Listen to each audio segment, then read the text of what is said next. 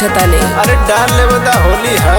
होली में दारू पी के आइल बड़का, डाले खातिर रंग पंगल आइल बड़का। बोला अरे सुनो ये लो भर कर तनी सबर, छोड़ो तू दर्जनी गा। अरे हेने आवा हो रंगा बनी चे ऊपर लाल भोले का हो जाई बाबा। अच्छा रंगा बनी चे ऊपर लाल भोले हाँ हो जाई बाबा। हाँ इतना जिद्दी मत बनाओ। अरे लगा ले तो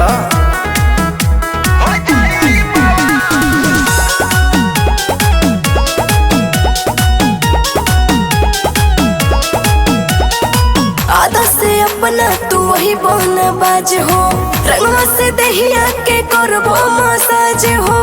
अरे मान जाना आधा से अपना तू वही बहना बाज हो, रंगवा से दहिया के करबो मसाज हो। कर तू पूरा आधा अधूरा मन अपना बात यही सा।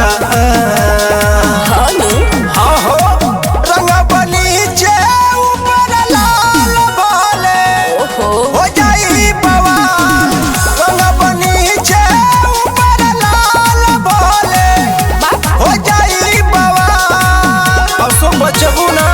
अरे पिटा जेबो।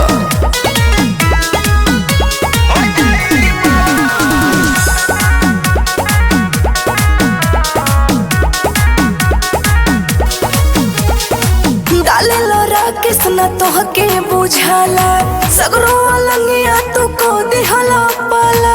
काहे न बुझतड़ा अरे सुना ए हो डाले लो राकेश ना तोहके बुझाला, सगरो अलंगिया तू को दिहला पाला। रहा तू सही के पंख से कही के होली में सब अपन हाल। अरे हर साल के तहे नियम बा।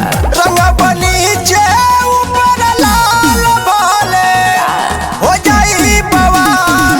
रंगा बनी चे ऊपर लाल भोले बोलो हो जाई बाबा।